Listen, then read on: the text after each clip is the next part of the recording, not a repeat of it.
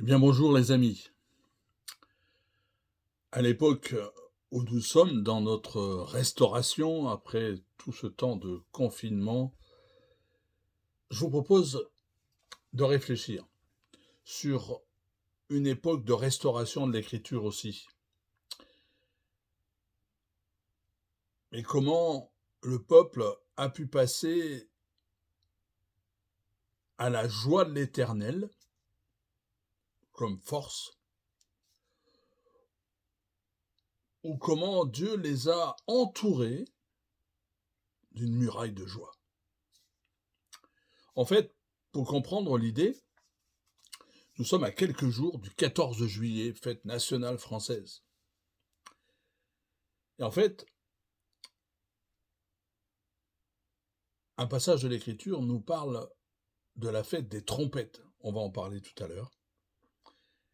Mais cette fête des trompettes, elle nous amène, c'est la fête civile du calendrier d'Israël. Elle nous amène à passer du régime de la loi, qui fait pleurer, au rappel à la grâce qui mène à la réjouissance et à la joie de l'Éternel. Et ceci en 3 étapes. Le réveil spirituel, la joie ou la célébration, et en fait la grâce. La joie de l'Éternel sera votre force. Nous sommes à l'époque de Néhémie, et pour soutenir mon texte, je vous propose donc de lire dans le livre de Néhémie, au chapitre 8 et au verset 10, cette exhortation. Allez, mangez des viandes grasses, buvez des liqueurs douces, envoyez des portions à ceux qui n'ont rien préparé, car ce jour est consacré à notre Seigneur. Ne vous affligez pas, car la joie de l'Éternel sera votre force. Se sentir protégé. Dans nos pays, on voit souvent des gens, en particulier des personnes aisées, des personnes qui ont forcément des influences, tout faire pour se protéger contre les conséquences de leurs actes mauvais, contre les jugements qui risquent de les rattraper. Vous avez enfreint la loi, pas de problème, je connais un bon avocat. Voici sa carte. C'est vrai que dans ce cas-là, il faut payer le prix. Ils se sentent alors à l'abri. Une dame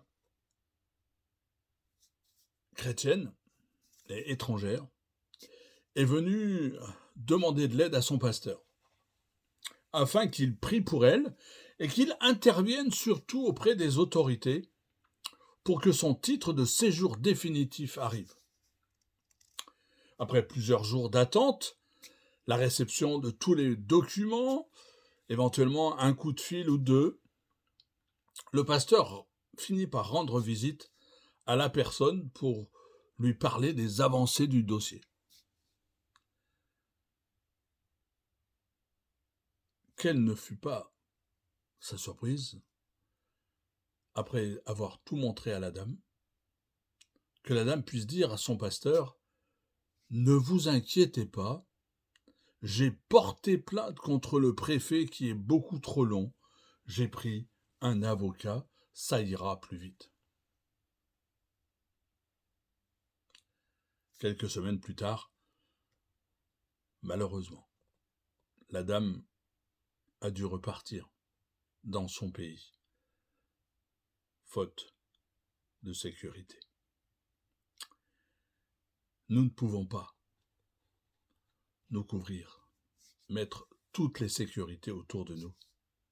Parce que s'il est un jugement contre lequel l'être humain est absolument incapable de se protéger par ses propres moyens, ni avec ses amis avocats, c'est bien le jugement de Dieu.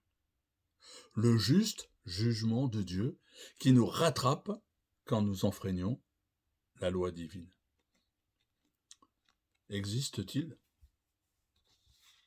une vraie protection contre ce jugement. Le texte de Néhémie chapitre 8, versets 1 à 12, va nous aider à comprendre. On se trouve en fait devant une scène très particulière. Nous assistons à un réveil spirituel. Voilà comment les choses vont se dérouler. Tout d'abord, le contexte.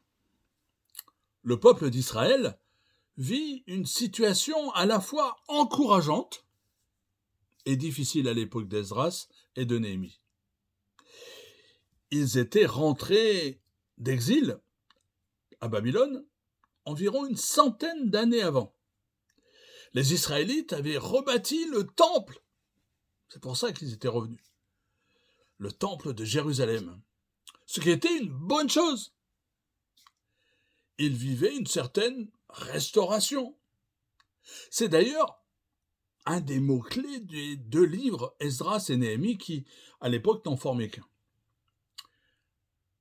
Mais les Israélites vivaient sous le règne de l'empereur perse. Sous sa domination, heureusement, c'était encourageant, l'empereur leur faisait une grande liberté, par exemple sur le plan religieux, contrairement à l'empereur babylonien qui, auparavant, les en avait empêchés. Néanmoins, les Israélites étaient dominés par les Perses. En plus, c'était pas toujours simple de rétablir la situation sur le terrain. On nous dit, par exemple, dans Néhémie chapitre 1, que les Israélites rentraient à Jérusalem. Néhémie est alors à Suse, la capitale de l'Empire perse, et un groupe d'hommes arrivés de Juda lui fait un rapport sur ce qui se passe à Jérusalem. Néhémie chapitre 1, verset 3. « Ceux qui ont survécu à la captivité, leur dit-il, et qui vivent dans le district de Juda se trouvent dans une grande misère et une situation très humiliante. Il y a des brèches dans la muraille de Jérusalem et ses portes ont été détruites par le feu. » C'est une situation humiliante. En quoi ? Les murailles de la ville étaient encore en ruine, longtemps après la reconstruction du temple. Mais pourquoi ? Pourquoi est-ce si grave ? Parce que, en Néhémie chapitre 11, verset 1, Jérusalem est appelée la ville sainte. Ce qui n'était pas le cas avant l'exil. Avant l'exil, le temple était considéré comme un lieu saint.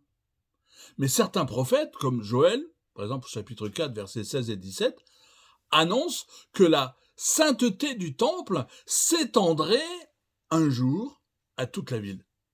Et c'est ce qui est en train de se produire ici, là, dans le texte. Heureusement, Dieu reste fidèle, plein de grâce, de patience.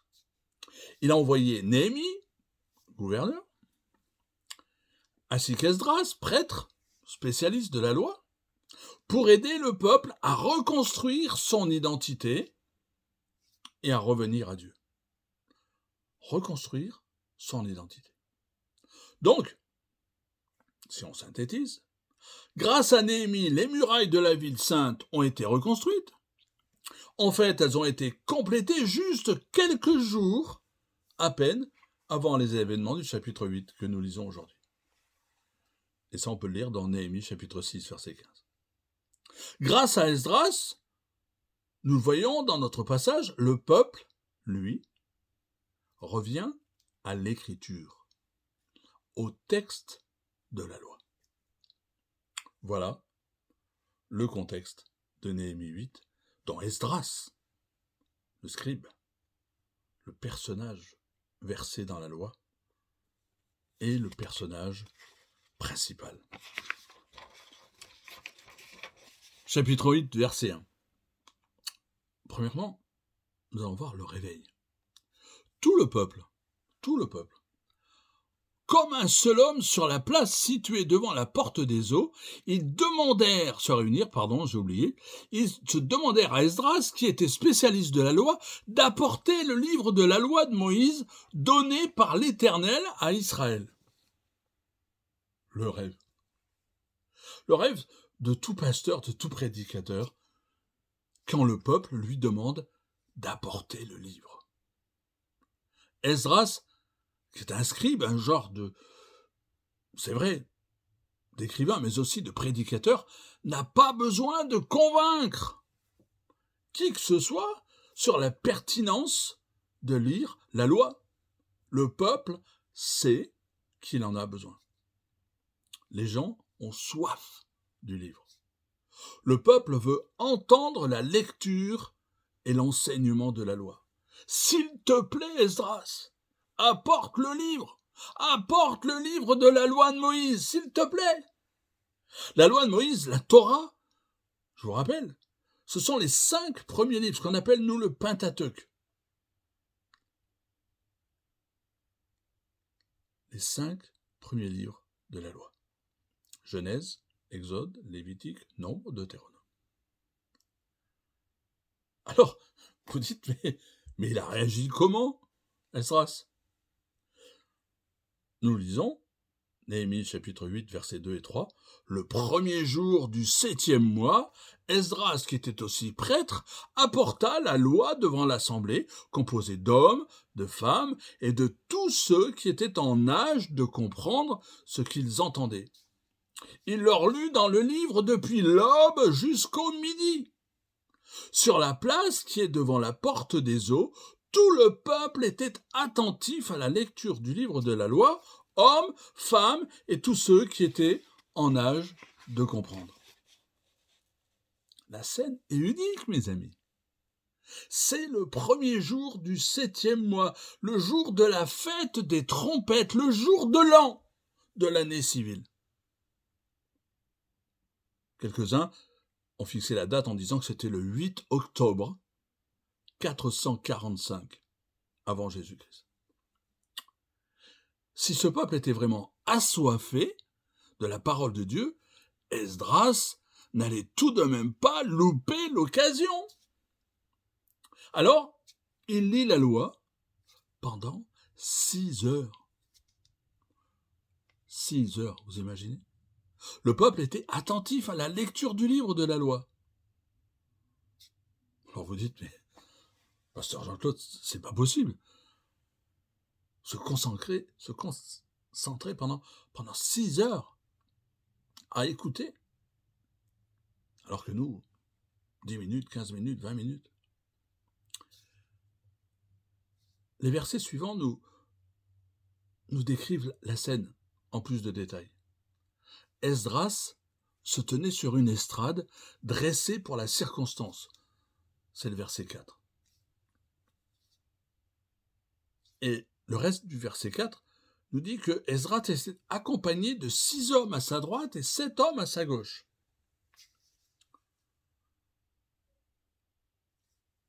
On voit l'émotion. Comme il était placé plus haut que tout le peuple, chacun le vit ouvrir le livre. À ce moment-là, tous se levèrent. Esdras bénit l'Éternel, le grand Dieu, et tout le peuple s'écria « Amen, Amen !» en levant les mains. Puis ils s'inclinèrent jusqu'à terre, se prosternèrent devant l'Éternel pour l'adorer. Vous imaginez la lecture de la loi. On se lève, on adore Dieu, on s'incline, on se prosterne. Humilité du peuple, son désir de se soumettre à la loi. C'est ça le réveil. Quand le livre est ouvert, tout le peuple se tient debout. C'est un moment solennel, un moment de vérité. Esdras conduit le peuple dans l'adoration. Le peuple s'abaisse devant son Dieu, il s'incline jusqu'à terre. Après tant de rébellion, tant d'endurcissement, le peuple se prosterne devant l'Éternel, le grand Dieu, comme pour dire « Nous voulons repartir à zéro ». Vous connaissez le chant ? « Tu peux naître de nouveau ». Tu es notre Dieu.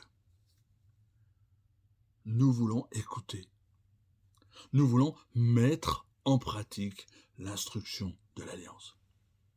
Waouh ! Quel réveil !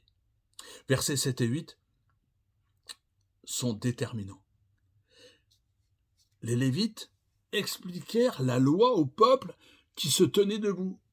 Ils lisaient dans la loi de Dieu expliquée au fur et à mesure de façon posée, distincte, afin que chacun puisse comprendre ce qu'il avait lu. Néhémie, chapitre 8, versets 7 et 8. Deux remarques à ce point. Esdras n'était donc pas seul pour l'instruction du peuple, mais il était accompagné. Le défi des Lévites, de ses accompagnants, c'était que les gens comprennent le sens de ce qu'ils avaient lu. Il n'était pas suffisant de lire la loi, il fallait aussi la faire comprendre. C'est une expression qui peut dire traduire, expliquer l'étude biblique. À cette époque, les Juifs parlaient l'araméen. Or, la loi, elle était en hébreu. Ainsi, peut-être, on peut dire traduire. Quoi qu'il en soit, ce qui est clair, c'est que les Lévites se sont appliqués à expliquer le sens du texte qu'ils lisaient. Ils circulaient parmi la foule, donnaient des explications, clarifiaient le sens. C'est ce qui a permis que l'enseignement dure 6 heures. C'était interactif. Questions, réponses, explications. Ensuite, on arrive au verset 9. Tout le peuple pleurait en entendant la parole de la loi. Tout le peuple pleurait. Alors Néhémie, le gouverneur, Esdras, le prêtre, et le spécialiste de la loi, et les Lévites qui donnaient des explications au peuple dirent à tous, « Ce jour est un jour de fête, consacré à l'Éternel votre Dieu. Ce n'est pas le moment de pleurer et de prendre le deuil. » Wow. Vous est-il déjà arrivé de pleurer en entendant la parole de Dieu? En lisant votre Bible? Peut-être en écoutant le PDF, une émission de radio, une prédication? Pourquoi le peuple pleurait? À cause de son péché. À cause de son péché. Au fur et à mesure que le peuple entendait, comprenait la loi de Dieu, il prenait conscience qu'il avait péché contre cette même loi. Ceci est confirmé par le texte plus large dans le livre de Néhémie. Le chapitre 9, celui d'après, décrit la confession des péchés suite à une nouvelle lecture de la loi. Moins d'un mois plus tard d'ailleurs. Cette observation pousse à conclure qu'en Néhémie 8, ce qui fait pleurer le peuple d'Israël, c'est son péché et la conséquence tragique de son endurcissement, l'exil. En effet, même après le retour d'exil, même avec la restauration partielle en territoire de Juda, les Israélites étaient toujours soumis aux Perses. Même à Jérusalem, là, la ville sainte. D'une certaine manière, ces pleurs étaient légitimes. C'est parce qu'ils avaient compris la loi, verset 8, qu'ils pleuraient, verset 9. L'une des difficultés dans l'étude de Néhémie 8, c'est que nous ne savons pas trop quelles parties de la loi du Pentateuque ont été mises en avant ce jour-là.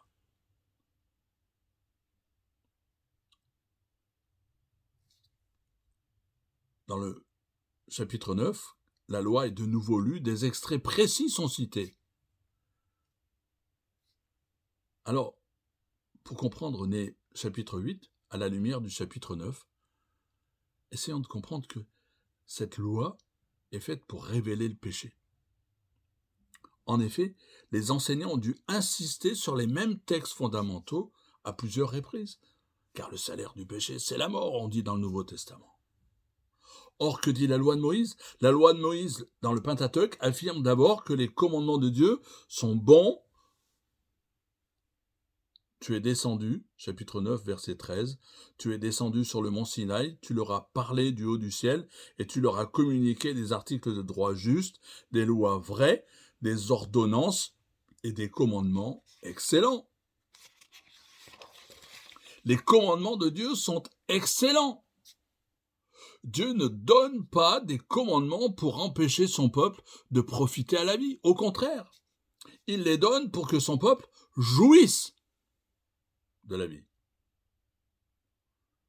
Un autre élément fondamental de la Torah, c'est que certains appellent le principe de la loi ou le régime de la loi. Ce régime est appelé en Néhémie 9, 29, « Tu leur as enjoint de revenir à ta loi, mais eux, dans leur orgueil, ils ont refusé d'obéir à tes commandements. Ils ont transgressé tes lois qui pourtant font vivre ceux qui les appliquent. Ils se sont montrés rebelles, se sont obstinés dans leur révolte, ils n'ont rien voulu entendre. » C'est une allusion au texte de la loi, Lévitique 18, 5.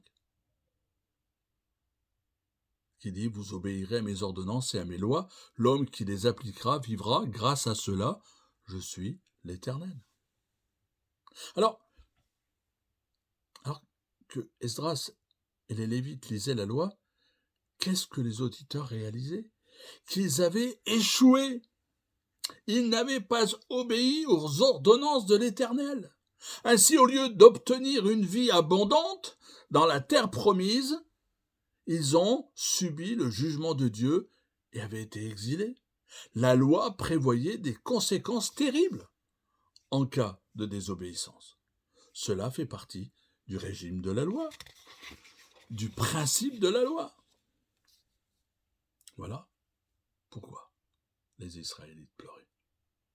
Ils avaient raison. Mais on les incite à la joie. Deuxième partie.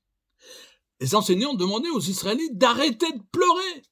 Après tout, c'est le grand jour de fête des trompettes qui se voulait un jour de festivité, de célébration, un jour saint consacré à l'Éternel.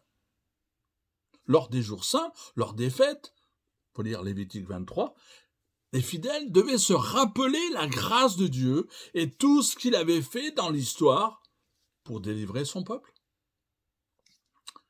Néhémie chapitre 8, verset 10, on revient à notre chapitre 8.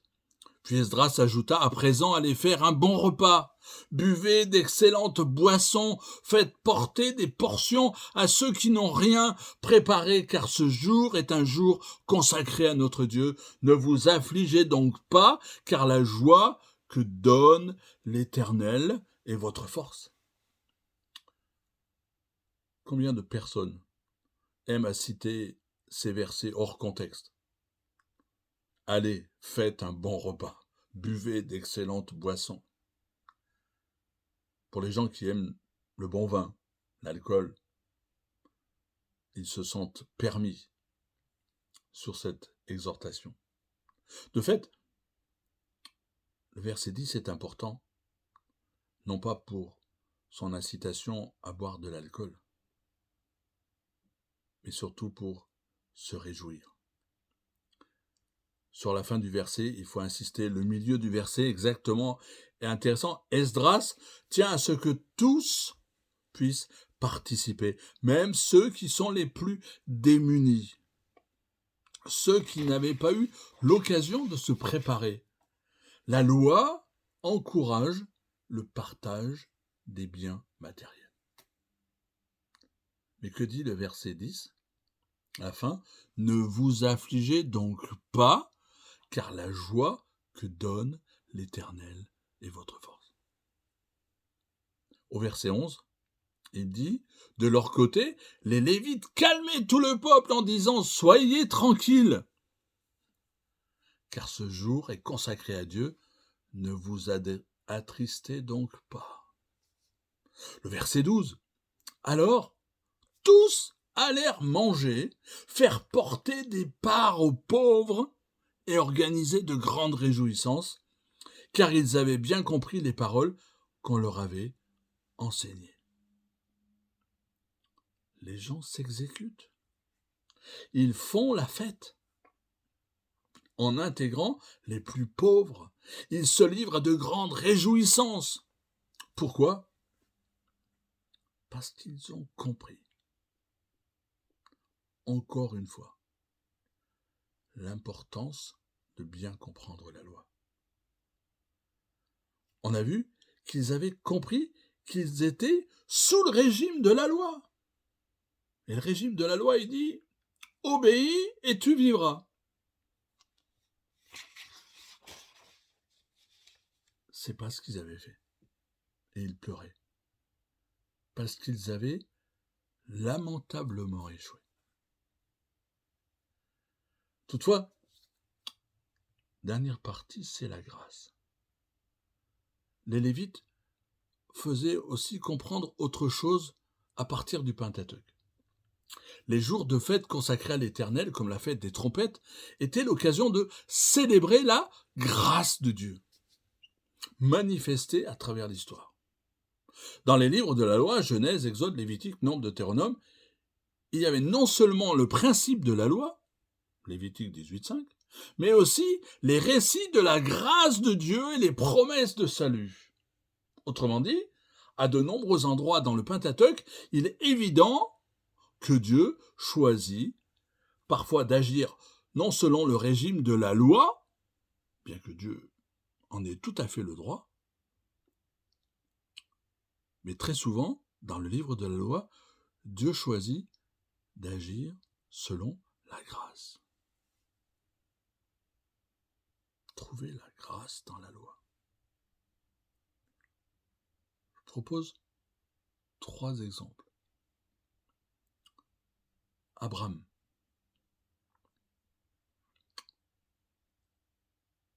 A reçu promesse de Dieu.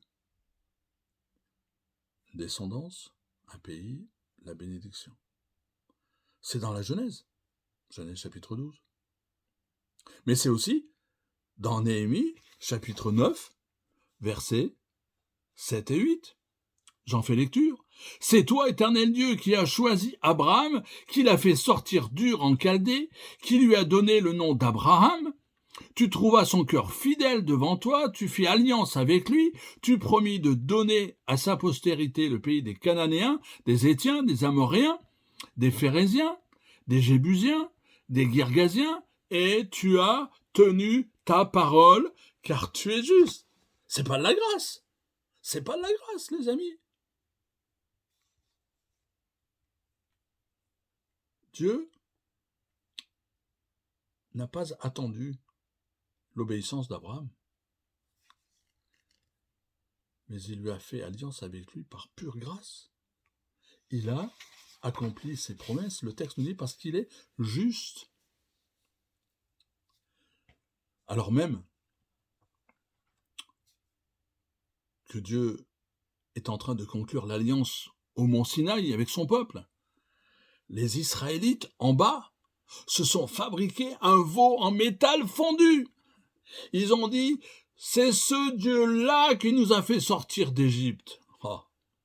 Heureusement que Dieu-là n'a pas appliqué le régime de la loi. Qu'était-il en droit de faire ? Dieu aurait pu légitimement détruire son peuple, qui venait de briser l'alliance qu'il était en train de mettre en place. Mais Dieu a voulu montrer qu'il était un Dieu qui pardonne, un Dieu compatissant, un Dieu qui fait grâce, lent à se mettre en colère d'une immense bonté. Et c'est encore Néhémie chapitre 9, versets 17 et 18, qu'il le dit. Et même quand ils firent un veau en métal fondu et dirent « Voici ton Dieu qui t'a fait sortir d'Égypte », et qu'ils se livraient envers toi de grands outrages, dans ton immense miséricorde, tu ne les abandonnas pas au désert, et la colonne de nuée ne cessa point de les guider le jour dans leur chemin, ni la colonne de feu de les éclairer la nuit dans le chemin qu'ils avaient à suivre. Tu leur donnas ton bon esprit pour les rendre sages, et tu ne refusas point la manne à leur bouche, tu leur fournis de l'eau pour leur soif. C'est la Torah, c'est la loi. Au milieu de la loi, la grâce est là.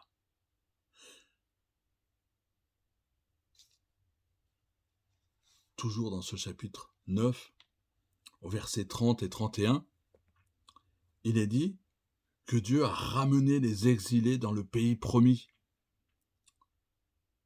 C'était quelque chose qui était promis, qui était annoncé dans Deutéronome chapitre 30. Je lis, tu les supportas de nombreuses années, tu leur donnas des avertissements par ton esprit, par tes prophètes, ils ne prêtèrent point l'oreille. Alors tu les livras entre les mains des peuples étrangers, mais dans ta grande miséricorde, tu ne les exterminas pas, tu ne les abandonneras pas, car tu es un Dieu compatissant, un Dieu miséricorde.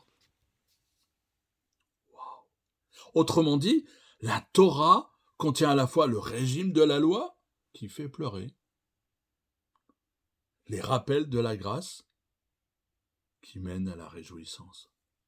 C'est comme si les Lévites disaient, en ce jour de fête, concentrons-nous sur la grâce et sur la joie. Quelle merveilleuse protection contre le jugement divin. La joie de l'Éternel est votre force. Une force défensive, pas une force offensive.